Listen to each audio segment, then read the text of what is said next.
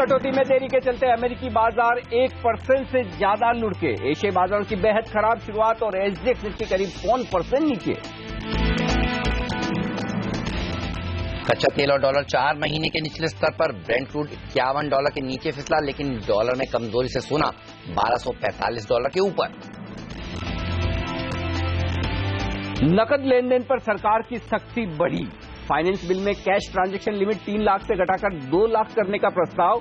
Pan card और income tax return के लिए अब होगा आधार कार्ड जरूरी। आज से 24 मार्च तक खुला रहेगा शंकरा बिल्डिंग्स का आईपीओ। प्राइस बैंड 440 से 460 रुपए। आईपीओ से 345 करोड़ रुपए जुटाने की योजना। और आज सीएल एजुकेट के आईपीओ का है आखिरी दिन। अब तक सिर्फ 5 गुना सब्सक्राइब।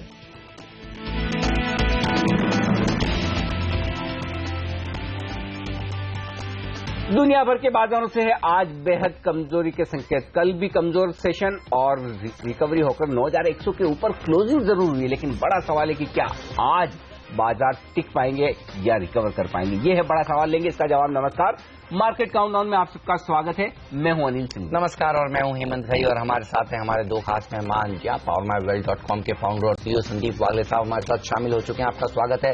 और मार्केट एक्सपर्ट अमरीश बलीगा भी हमारे साथ शामिल होंगे कुछ ही देर में स्टूडियोज में। लेकिन देखिए, एसजेएक्स निफ्टी बहुत नर्वस है। जी हाँ, करीब करीब 70 अंक की गिरावट, 9100 के नीचे शुरुआत होगी आज, ये संकेत मिल रहे हैं। और इसलिए क्योंकि इस साल का सबसे कमजोर सेशन अमेरिका का रहा है। 200 पॉइंट से ज्यादा की गिरावट डाउ ने एक ही दिन में देख ली। और कारण है कि जो होप्स थे वॉल स्ट्रीट को कि ट्रंप साहब कुछ बड़ी टैक्स कटौती करेंगे कॉर्पोरेट टैक्स में, वो डिले हो रहे हैं। तो हनीमून पीरियड जो वॉल स्ट्रीट का था और ट्रंप साहब का था इलेक्शन जीतने के बाद, प्रेसिडेंट बनने के बाद, वो लगता है थोड़ा खत्म होता हुआ। लेकिन दो अच्छे संकेत भी हैं। जी हाँ, एक तो डॉलर जो 4 महीने के निचले स्तर पर है, डॉलर इंडेक्स 100 के नीचे, और दूसरा कच्चा तेल, ये भी 4 महीने के निचले स्तर पर। तो किस पर रिएक्शन देंगे भारतीय बाजार? कमजोर तो खुलेंगे। ग्लोबल क्यूज कैसे लगे, पहले ही बताइए। ऑफ लेट पिछले 2-3 सेशन में हमने देखा, तो अब हमने डॉलर इंडेक्स की कमजोरी पर रिएक्शन देना छोड़ दिया है। तो मुझे लगता जो ग्लोबल मार्केट्स में सेल ऑफ है और खासतौर से एशियाई बाजारों में जो तेज गिरावट हो रही है, उसका असर पड़ेगा शुरुआती कारोबार में। अब दिक्कत क्या है? दिक्कत यह कि अमेरिकी बाजार जो अब तक अच्छी खासी मजबूती के साथ कारोबार कर रहे थे, और वो भी ट्रंप साहब के जीतने के बाद भी, तो वो उम्मीदें ये थी कि जो उन्होंने पहली स्पीच दी कांग्रेस को कि टैक्स दरों में तेजी से कटौती करेंगे, वैसा कुछ होता दिख नहीं रहा। और उसके बजाय उनका फोकस ज्यादा मेडिकल रिफॉर्म्स पर है, जो इसमें आज रात को वहां पर वोटिंग होनी है। तो उसको लेकर अमेरिकी बाजार थोड़े से चिंतित है। अब दिक्कत क्या है? वैसे अमेरिकी बाजारों का गिरना इमर्जिंग मार्केट्स के लिए, भारतीय बाजारों के लिए बेहतर है, और खासतौर से तब जबकि डॉलर इंडेक्स कमजोर हो। ये थोड़ा सा मीडियम टर्म ट्रेड है।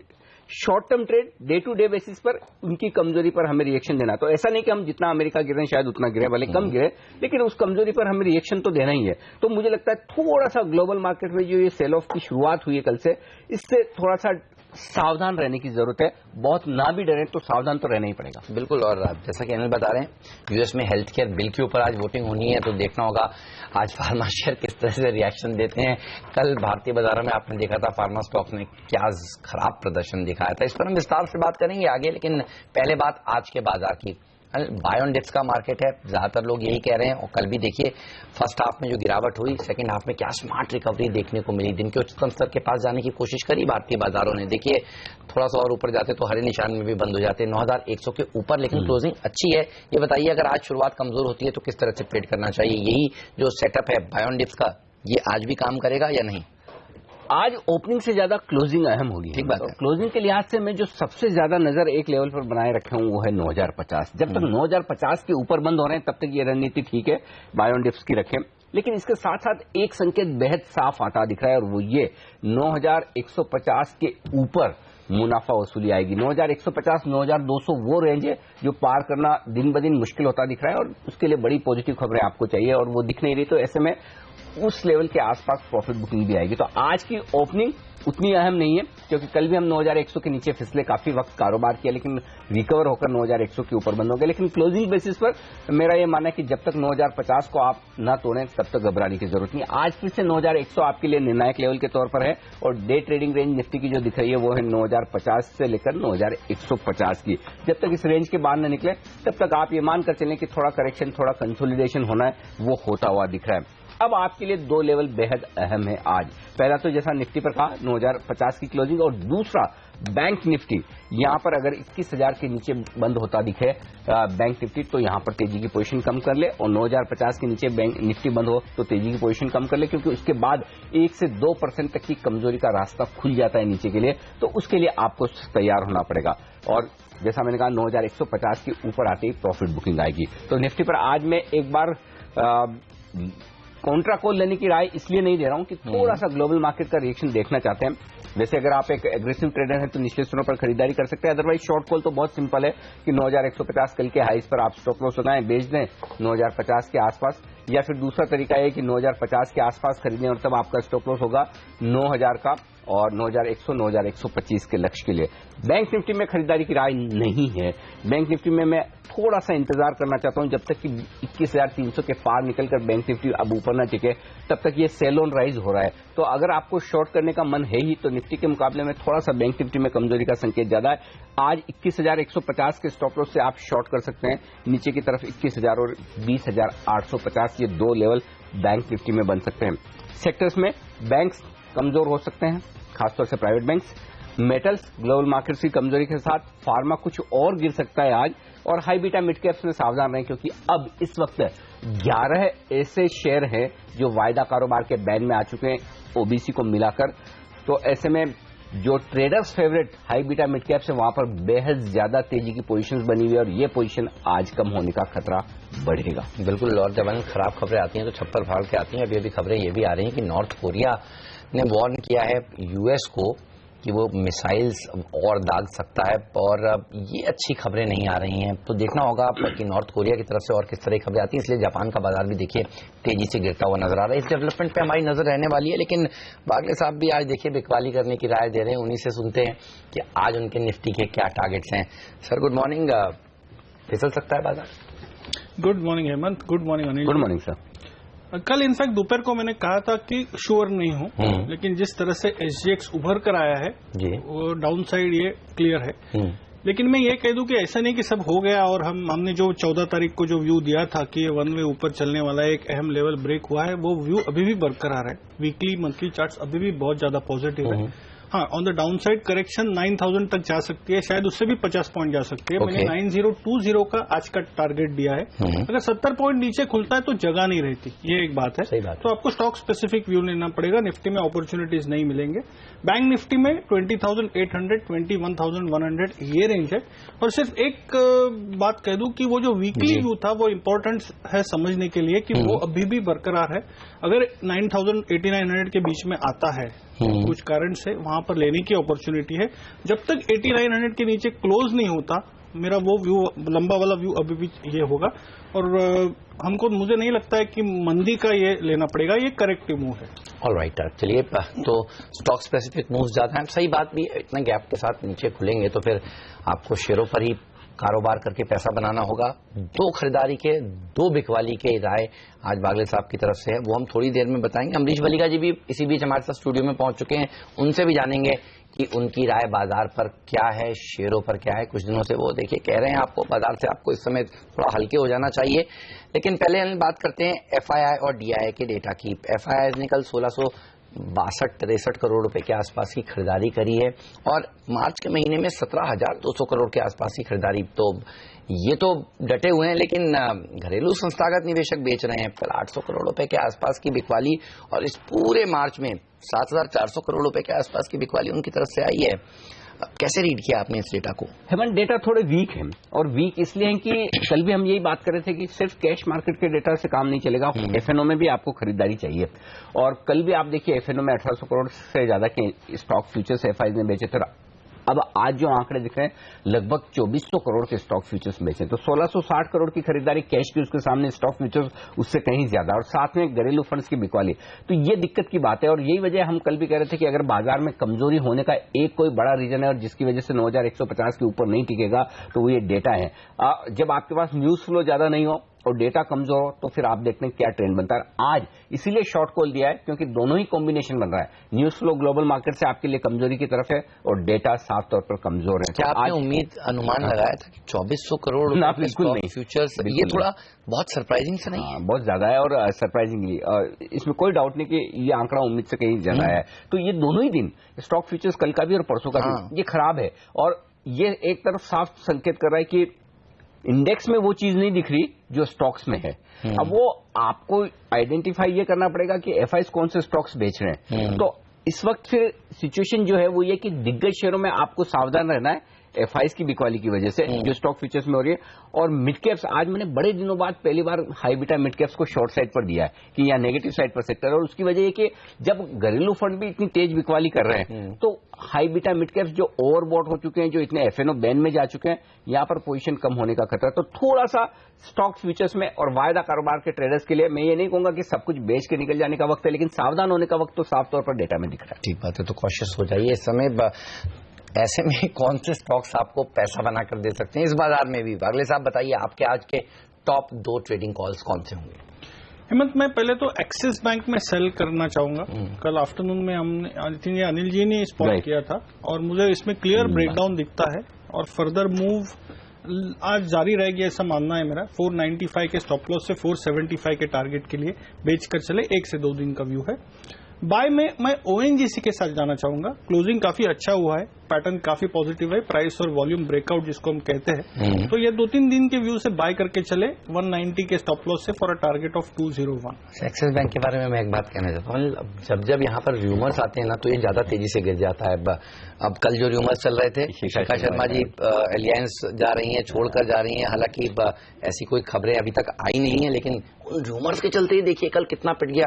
पहले र्यूमर्स चल रहे थे कि सूटी की शेयर बिक जाएगा, तब ये कितना गिर गया। तो रूमर्स के चलते देखिए यहाँ पर बड़ी गिरावट देखने को मिल रही है। तो अब क्लैरिफिकेशन का इंतजार होगा, ये चाहिए, बैंक को चाहिए कि क्लैरिफिकेशन साफ तौर पर दे, सार्वजनिक करे कि ऐसा कुछ नहीं है, तो बाजार को, स्ट्रीट को विश्वास होगा उस बात पर। लेकिन रूमर्स तो कल काफी स्ट्रांग थे, इसीलिए इतनी बड़ी गिरावट कल हमने सेकेंड हाफ में बनती हुई दिखी थी। चलिए अब बात करते हैं एफएनओ की।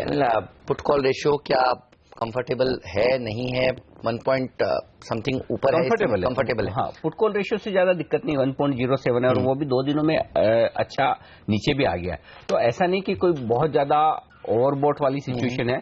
निफ्टी बैंक निफ्टी के हिसाब से कंफर्टेबल है, लेकिन दिक्कत स्टॉक्स में ज्यादा है, स्टॉक्स ओवरबॉट है जबकि इंडेक्स नहीं है। तो इसी वजह से आप देखिए कि इंडेक्स इतना नहीं गिर रहा जितना कि कल भी देखिए मार्केट ब्रेड गिरने वाले शेयरों की तादाद कहीं ज्यादा, और जो गिर रहे हैं वो अच्छे से गिर रहे हैं, वो हो रहा है। अब वायदा कारोबार के डेटा में 2 चीजें अहम है। पहले तो 9100 की क्या अहमियत है। आज चूंकि हम 9100 के नीचे खुलने के संकेत दे रहे हैं, 9100 के पुट पे है 47 लाख शेयरों का ओपन इंटरेस्ट। अब अगर आपने आधा दिन, कल देखिए कल हम काफी देर रहे नीचे, लेकिन फिर फाइनली ऊपर हो गया, तो कॉन्फिडेंस इतना हिला नहीं तेजी करने वालों का, उन्होंने पोजीशन कम नहीं किया। अभी भी 47 लाख शेयरों का ओपन इंटरेस्ट पुट में।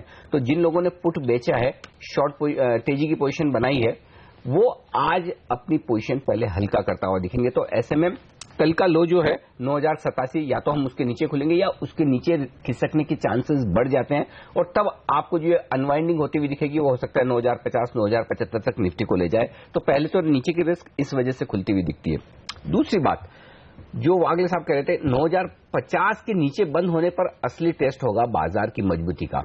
अगर 9050 के नीचे बंद होते तो मेरा ये मानना है फिर आराम से 100 से 150 पॉइंट का करेक्शन और बनता है। लेकिन हाँ, अभी भी ऐसा कोई संकेत नहीं है कि 8900 के नीचे जाएगा बाजार। तो अगर 9050 पे ही करेक्शन पूरा हो जाए, वहीं रुक जाए, तो इससे बढ़िया कोई बात नहीं हो सकती। और वो अगर नीचे एक या 2 दिन आपको क्लोज मिल जाए तो फिर 8900 तक का करेक्शन बनता है। लेकिन हाँ, 9200 से 8900 300 पॉइंट का करेक्शन वो हेल्दी होगा, और उसके बाद बाजार फिर से आपको हाइस की तरफ बढ़ता हुआ दिख सकता है। तो ये संकेत वायदा कारोबार के डेटा में साफ तौर पर दिख रहे हैं। दूसरा संकेत, थोड़े निफ्टी में थोड़े शॉर्ट्स बने कल के सेशन में, बहुत ज्यादा नहीं। प्रीमियम घटकर 21 पॉइंट पर आई और 3 लाख शेयरों का ओपन इंटरेस्ट बढ़ा है, लेकिन बैंक निफ्टी में अनवाइंडिंग ज्यादा हो रही है, तेजी की पोजीशन ज्यादा तेजी से कम हो रही है, तो बैंक निफ्टी को लेकर थोड़ा सा कॉन्फिडेंस कल के डेटा में कम नजर आ रहा है। तो कुल मिलाकर क्लोजिंग बेसिस पर नजर रखें, 9100 के ऊपर अगर आप आज भी बंद होते हैं तो डरने की जरूरत नहीं है। 9050 के ऊपर भी बंद होते हैं तब भी आप ठीक है।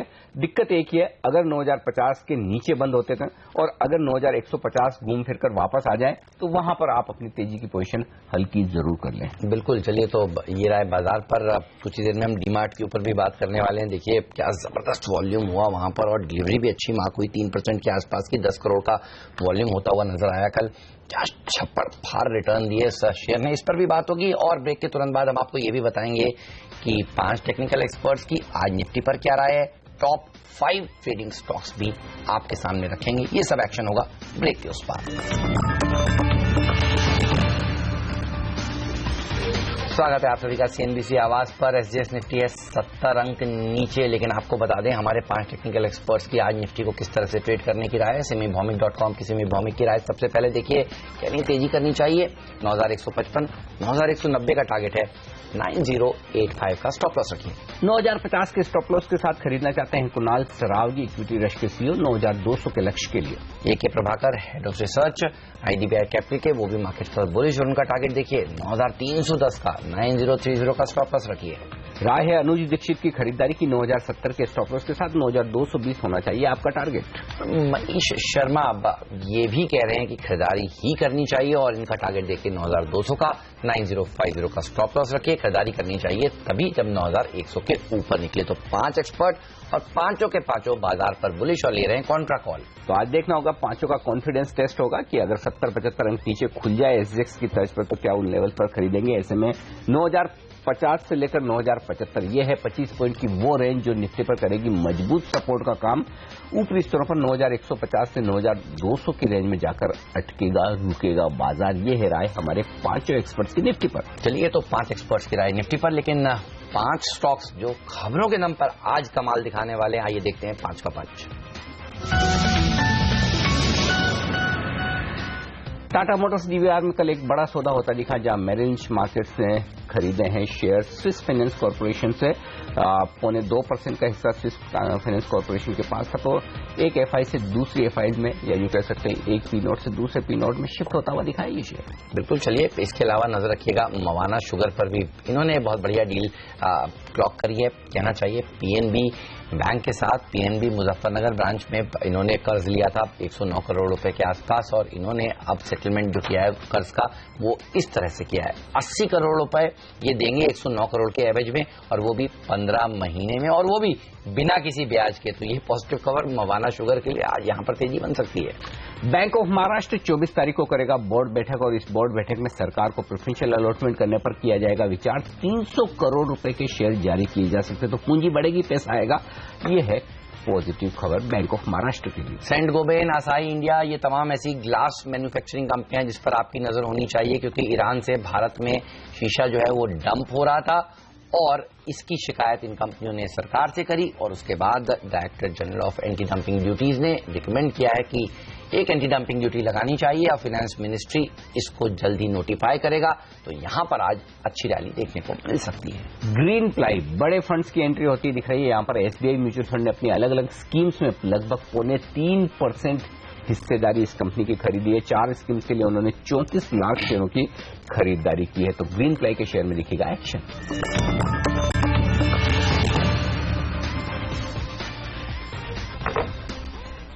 हमारे एक्सपर्ट हमारे साथ है संदीप वागले साहब और अब हम स्टूडियो में हमारे साथ अमरीश बलिगा जी भी आ गए और आज इनके चेहरे पर बड़ी स्माइल दिख रही है। फाइनली बाजार नीचे आता हुआ दिख रहा है 9200 पर। अमरीश जी कह रहे हैं 50% कैश में आ जाऊंगा।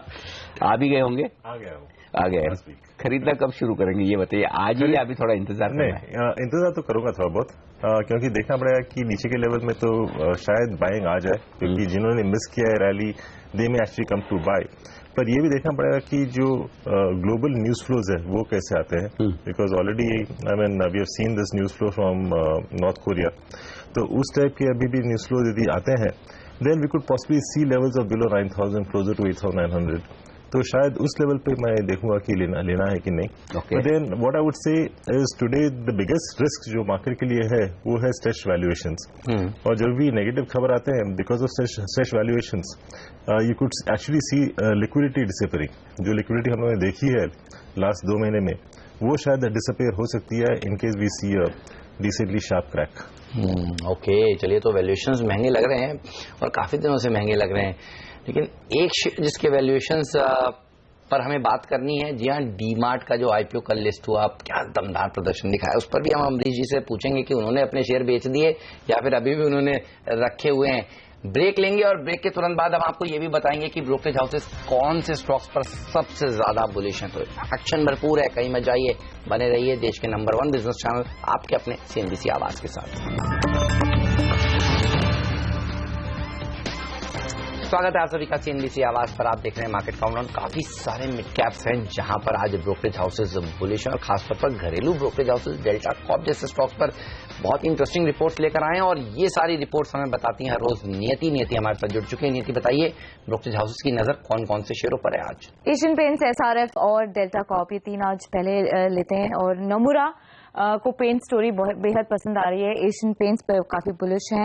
न्यूट्रल का कॉल फिलहाल मेंटेन कर रहे हैं क्योंकि वैल्यूएशंस थोड़े से महंगे हैं, लेकिन टारगेट प्राइस इन्होंने अपना बढ़ा दिया है. 930 रुपए का इनका टारगेट था, अब इसे बढ़ा के इन्होंने 1443 का इन्होंने कर दिया है. Q3 नंबर्स को ये प्राइसिंग कर रहे हैं. क्रूड के प्राइसेस काफी ज्यादा स्थिर हैं और जो इन्होंने रीसेंट प्राइस हाइक लिया है, जो दाम बढ़ाए हैं, उसके चलते इन्होंने अगले 2 साल के अर्निंग्स के और रेवेन्यू के एस्टिमेट्स बढ़ा दिए हैं. 1.9% और 1% के आसपास इन्होंने बढ़ा दिए हैं. अंडर वैल्यूड है पेंट मार्केट भारत में और ये मान के चल रहे हैं कि आगे बड़ा ट्रिगर हो सकता है. निवेश करके चलिए. 1043 का इनका लक्ष्य है. एसआरएफ पे यूबीएस काफी बुलिश है, निवेश करने की आपको सलाह दे रहा है. 1900 रुपए का इनका लक्ष्य है.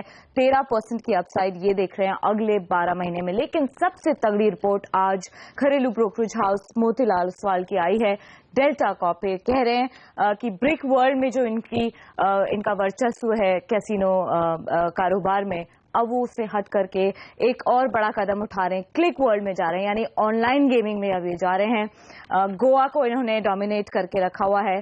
सिक्किम में इन्होंने एक ऑनशोर कैसीनो खोला है. दमन में इनका एक कैसीनो रिसोर्ट है, हालांकि उसका एक लाइसेंस आना बाकी है. तो ये बहुत बड़ा इनका कारोबार है और अगर दमन को क्लियरेंस मिल जाती है तो इनके जो गेमिंग के जो नंबर्स हैं वो 1700 से 2 गुने हो जाएंगे और 3500 तक बढ़ जाएंगे. प्लस इन्होंने जो adda52.com का एक्विजिशन किया है, ये गेमिंग कारोबार में एक बड़ा ग्रोथ ड्राइवर होगा. इनकी दुनिया तो पूरी बदलने वाली है, ऐसा मान के चल रहे हैं मोतीलाल ओसवाल. एक्सपेक्ट कर रहे हैं 35% रेवेन्यू CAGR, 45% एबिडा और 62% पैट अगले 2 साल के दौरान आपको निवेश करना चाहिए. इनका टारगेट प्राइस आप सुनेंगे तो चौंक जाएंगे. 39% का एक इनका अपसाइड ये देख रहे हैं. 229 रुपीज के लक्ष्य के लिए आपको निवेश करने की सलाह दे रहे हैं. मोतीलाल ओसवाल ने आज अपनी कवरेज इनिशिएट की है. Delta Corp. वागले साहब का मन कर रहा है गोवा जाने का. वागले साहब वैसे गोवा से ही हैं. बिल्कुल, वागले साहब गोवा से है ना. हाँ बिल्कुल. चलिए वागले साहब से थोड़ी देर में बात करता हूँ. उससे पहले एक बार नीति से सारे फार्मा शेयरों पर राय ले लें. डेल्टा पे तैयार रहिएगा वागले साहब. बताइए नीति, और कौन से इंटरेस्टिंग स्टॉक्स है फार्मा स्पेस पे जहां रिपोर्ट्स आई आज? कल के 2 एक्सीडेंट्स पे आज ब्रोकरेजेस ने अपने एस्टिमेट्स घटाए हैं. डॉक्टर रेड्डीज और डीवीज दोनों पर. जेफरीज का एक बड़ा डाउनग्रेड है. अंडर परफॉर्म की मेंटेन कर रहे हैं अपनी रेटिंग और टारगेट प्राइस इन्होंने 2800 से घटा करके 2350 का कर दिया है. 11% की और गिरावट ये देख रहे हैं. श्रीकाकुलम की जो अब इनकी फैसिलिटी है आंध्र प्रदेश में, उसका अब क्या होगा, इस पे सबसे बड़े सवाल उठते हैं. क्रेडिट स्विस कह रहा है कि हम कॉशियस रहेंगे, दूर रहेंगे, अभी बिल्कुल इसमें हाथ नहीं लगाने वाला है. ग्लीवैक, इनकी जो एक कैंसर कीमोथेरेपी की ड्रग है, अब उसका अप्रूवल और लंबे समय तक खिंच जाएगा. CLSA कह रहा है पूरे ही मामले को सुलझने में 1 से 2 साल लगेंगे और ये बड़ी बात है. ये कह रहे हैं हालांकि श्रीकाकुलम को ये अलग करके देखेंगे और उसका जो जो आउटकम आता है वो ज्यादा क्रिटिकल होगा स्टॉक को ड्राइव करने के लिए। फिलहाल ये मेंटेन करें अपना बाय का कॉल। 3620 का इनका लक्ष्य है। मोतीलाल ओसवाल डॉक्टर रेड्डी इस पर न्यूट्रल का कॉल दे रहा है। इन्होंने अपने ईपीएस अनुमान घटा दिए हैं अगले 2 साल के लिए 5%। 2857 का इनका भी लक्ष्य है। और डीवीज पे तमाम ब्रोकरेजेस अपने ईपीएस के और अर्निंग्स एस्टिमेट्स घटा रहे हैं। एचडीएफसी सिक्योरिटीज निवेश करने की सलाह दे रहा है। 735 का इनका लक्ष्य है, लेकिन उन्होंने अपने ईपीएस के अनुमान 20 to 25% घटा दिए हैं अगले 2 साल के लिए। बड़ा डाउनग्रेड है। एडलवाइस का सबसे खराब आज कॉल है, डाउनग्रेड कर रहे हैं। अब इसकी रेटिंग घटा के इन्होंने होल्ड की कर दी है और टारगेट प्राइस 1000 रुपए से सीधे घटा करके 585 रुपए का कर दिया है। 8% की और गिरावट ये देख रहे हैं। एबिटा के मार्जिन्स और ईपीएस के अनुमान मोतीलाल भी घटा रहा है 22 से 23% अगले 2 साल के लिए। तो 585 600 तक के लेवल्स आ रहे हैं डीवीज के लिए। तो कल तो देखिए 20% लुका, ये आज और कितना कमजोर होगा इस पर भी हम विस्तार से बात करेंगे। लेकिन पहले बात डेल्टा कॉर्प की।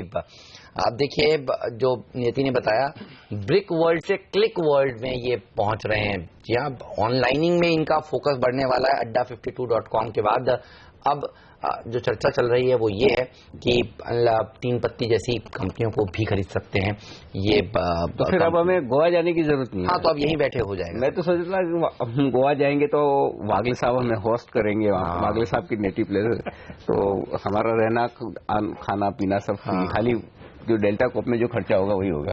अच्छा, आज कंपनी की बोर्ड बैठक भी है पूंजी जुटाने पर। आगे साहब, गोवा जाना पसंद करेंगे या ऑनलाइन ट्रेडिंग करना? जैसे आप ऑनलाइन ट्रेडिंग करते भी हैं। वैसे मैं नहीं करता, मेरे क्लाइंट करते हैं। और मुझे ज्यादा वो 3 पत्ती और जो मार्केट में पहले 1 घंटे में होता है ज्यादा फर्क नहीं होता है। नहीं, फर्क है, बिल्कुल है। वहाँ पे पूरा जाता है, यहाँ कुछ तो बचता है। नहीं, यहाँ पे it is a more organised methodology, मैं ये कहूंगा। और 190 195 ये स्टॉक थोड़ा अटक सकता है, जो इसका पहले हाई था। हाँ, जो पहले इसका अक्टूबर 16 का हाई था। और मैं इसके लिए इतना बुलिश नहीं हूं, मैं बेरिश नहीं हूं। वो 112 से 178 4 हफ्तों में गया है। लेकिन ये जैसे 195 के ऊपर निकलता है, इसका 260 तक का मूव सामने आ जाएगा। लेकिन ये 3 से 6 महीने का व्यू है। लेकिन वागले साहब ने स्मार्टली है ना बात टाल दी। ये बोला नहीं कि हाँ आप आइए, मोस्ट वेलकम, मैं आपको गोवा घुमाऊंगा, ट्रीट करूंगा, कोई बात नहीं।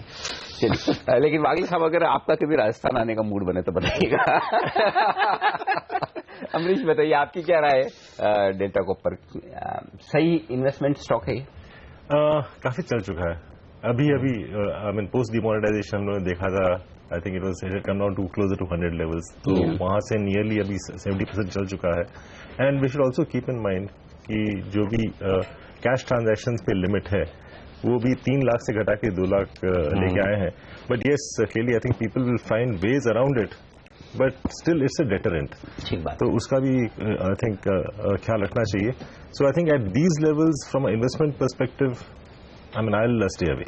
ऑलराइट, चलिए। तो अमरीश जी को कैसीनोज पसंद नहीं है, इस शेयर से दूर रहेंगे। और हमारे एक्सपर्ट वागले साहब कह रहे हैं 195 जिसका पिछला हाई था उसके ऊपर निकलना बहुत जरूरी है इस स्टॉक को। बहरहाल लेंगे एक छोटा सा ब्रेक, और ब्रेक के बाद 2 और एक्सपर्ट्स हमारे साथ जुड़ेंगे, नितिन मुरारका जी, किरण यादव जी। उनसे हम जानेंगे उनके टॉप ट्रेडिंग आइडियाज क्या हैं।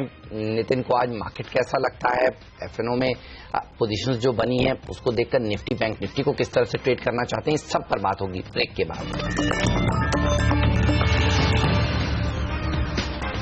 हमारे एक्सपर्ट्स हमारे साथ है संदीप वागले और अमरीश बलिगा, और अब 2 और एक्सपर्ट जुड़ रहे हैं वायदा कारोबार की रणनीति देने के लिए। एसएमसी ग्लोबल के डेरिवेटिव हेड नितिन मुरारका और साथ ही प्रिसीजन टेक्निकल्स के किरण यादव भी। आप दोनों का स्वागत है। नितिन, पहले तो बताएं निफ्टी पर आपकी राय क्या कहेंगे? आज अगर 70-75 पॉइंट नीचे खुल जाए तो खरीदने का मौका है या फिर शॉर्ट करें?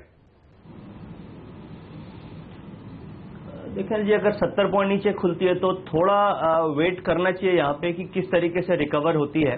क्योंकि अगर यहाँ पे हम डेटा देखते हैं तो डेटा में 2-3 दिनों में थोड़ी प्रॉफिट बुकिंग का डेटा जरूर है, बट बहुत ज्यादा शॉर्टिंग का नहीं है।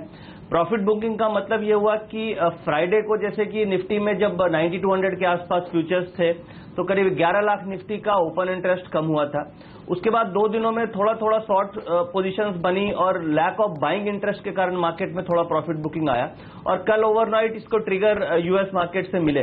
बट पॉजिटिव इसलिए है क्योंकि रोलोवर्स में जो करीब करीब 2.5 करोड़ शेयर रोलोवर्स होकर के आए थे, उसकी बाइंग एवरेज काफी नीचे की है, वो करीब करीब 89, 80 और 9000 के आसपास आ रही है। तो मुझे लगता है कि अगर ये गैप डाउन होती है और आपको निफ्टी 9050 की रेंज में मिलती है तो वहां पे एक बार बाइंग अटेम्प्ट करना चाहिए, क्योंकि जो 2.5 करोड़ शेयर है उसका ओपन इंटरेस्ट अभी भी आउटस्टैंडिंग है और वो नीचे की एवरेज में है। तो मुझे लगता है कि एक बार वहां से बाइंग सपोर्ट मिलना चाहिए।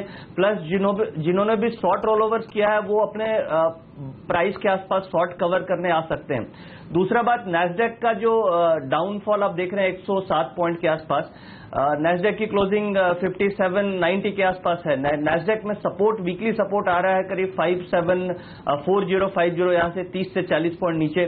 तो मुझे लग रहा है कि नैस्डैक भी अपने सपोर्ट पे लेके बाउंस कर सकता है, तो फिर वापस निफ्टी में बाउंस बैक आ सकता है। तो पूरे एक्सपायरी का रेंज मुझे लग रहा है कि 9000 से 9150, 9200 की रेंज होनी चाहिए और 9050 के आसपास अगर निफ्टी आपको मिलती है तो एक बार 9000 का स्टॉप लॉस रख करके बाय अटेम्प्ट लेना चाहिए।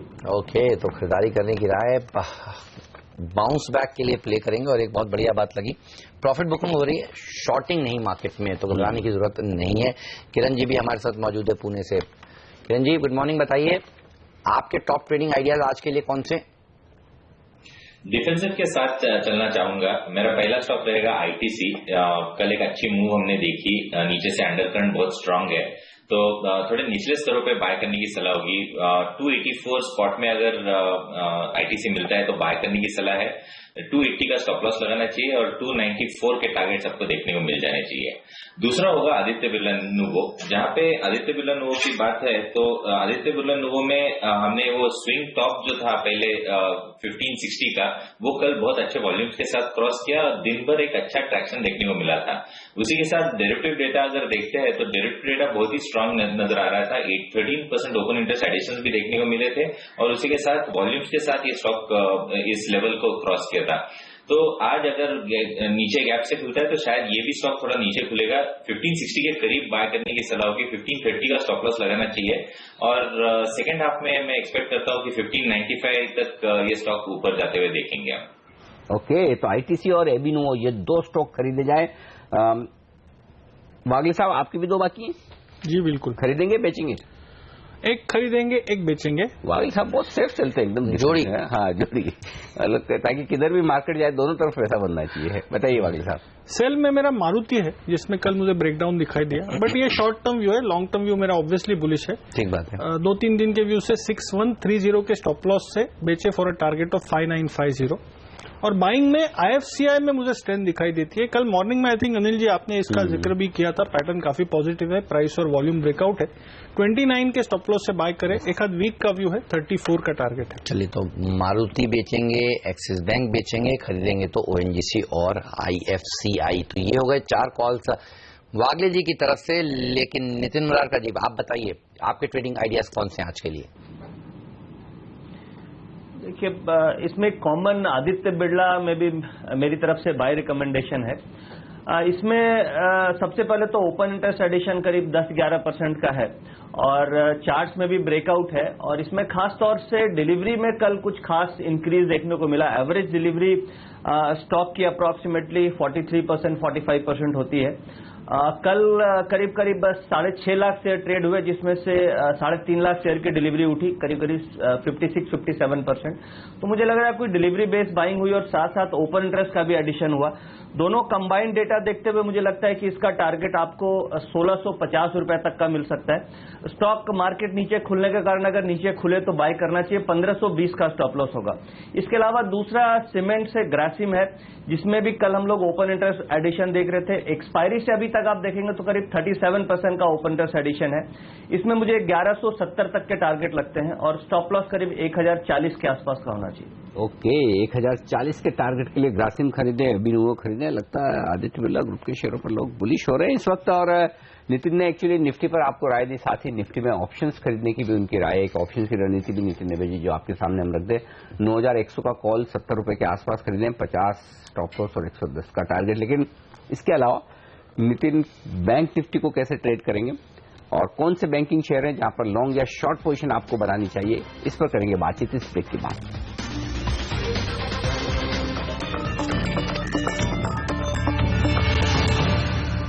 स्वागत है आप सभी का CNBC आवाज पर। संदीप पागले जी, अमरीश बलिगा जी, नितिन मुरारका जी और किरण यादव साहब हमारे साथ मौजूद हैं और हम चर्चा कर रहे हैं उन स्टॉक्स की जहां पर आज दमदार एक्शन देखने को मिलेगा। एक शेयर जिसने कल सबको पैसा बनाकर दिया वो है डीमार्ट, जिनके हाथ के लिए लगा था सब्सक्रिप्शन के दौरान, उनको अच्छा पैसा बनाया। ये बताइए अमरीश, आपने बेच दिया या अभी भी होल्ड कर रहे हैं शेयर को, और क्या करना चाहिए जिन लोगों ने कल नहीं बेचा, क्या और ऊपर के लेवल्स देखने को मिलेंगे? क्या शानदार लिस्टिंग हुई। एब्सोल्युटली शानदार तो लिस्टिंग हुई है। आई think it was sort of a record. मुझे तो ज्यादा मिला नहीं है, रिटेल में अप्लाई किया था तो करीब 50 ही मिले हैं, but my clients who got 50 ही मिले हैं मतलब 50 ही मिले, 50 कम होते हैं मतलब। I've been lucky, no doubt. But at the same time, जो क्लाइंट्स के पास करीब 3,000, 3,500, 5,000 जिनको मिले थे, तो I have suggested them to exit at least 50% कल, क्योंकि जो भी बोलिए वैल्यूएशन एक्सपेंसिव है, nearly 68-69 times at yesterday's closing for FY17. But then looking at the technical factors, demand supply को देखते और भी बढ़ सकता है, so it was prudent to sell 50% and hold 50% for that possible rally. यदि वो पॉसिबल रैली होता नहीं है, then I ask them to keep a stop loss of 550। तो 550 का स्टॉप लॉस आप अपने लिए भी यही रणनीति अपना रहे हैं जो आपने क्लाइंट्स को सुझाई है? क्योंकि आपने कहा कि मैंने क्लाइंट्स को दिखाया, आपके अपने शेयर बचे हुए हैं। 50 शेयर तो रखे हुए, होल्ड किए हुए। 50 तो रखना बनता है मिले ही सबको। कई बार क्या होता है आपके इस पोर्टफोलियो में 10-12 स्टॉक हो, कम से कम एक आध स्टॉक तो ऐसा चाहिए जिसको देख के खुशी होती है कि ये मेरे भाव से अभी भी दुगुना है, तिगुना है, कभी अब गलती से दूसरे शेयर नीचे भी आए, कह रहे थे जिन लोगों को ऐसे रखने चाहिए जिससे अच्छी फीलिंग आए। कल हमने क्या कहा था, जिन लोगों को मैं जानता हूँ वो कह रहे हैं कि हम इसको 3 साल रखेंगे और 3 साल में डबल होगा ये स्टॉक। बिल्कुल कुछ पॉसिबल है, कंपनी बढ़िया है तो नेचुरली। और कल न्योमुरा जैसे बड़े फंड ने यहाँ पर दमदार खरीदारी की और वो बड़ी स्टेक यहाँ पर कल 32 लाख शेयरों की खरीदारी वहां पर होती हुई दिखी है। पहले दिन लगभग 604 रुपए के दाम पर उन्होंने खरीदारी की। चलिए वक्त है एक ब्रेक का और इस ब्रेक के पार लेकर आएंगे आपके लिए बाजार का भरपूर एक्शन। शुरुआत करेंगे पहला सौदा की, पहले प्री ओपनिंग सेशन, शुरुआती कारोबार क्या SGX की तर्ज पर 65-70 नीचे खुलते हैं या थोड़ा कम से काम चल जाएगा। रुपया क्योंकि डॉलर इंडेक्स से कमजोर देखना होगा, रुपए में और मजबूती बनती है, 65 की तरफ बढ़ता है या नहीं। स्टॉक 2020 का अपडेट हमेशा की तरह आपके लिए 9:05 पर और 9:15 से शुरू होगा बाजार का पूरा एक्शन। कमजोर शुरुआत और उसके बाद क्या, 9,050 पहले या 9,100 पहले, ये है बड़ा सवाल। लेंगे इसका जवाब पहला सौदा में इस छोटे से ब्रेक के बाद।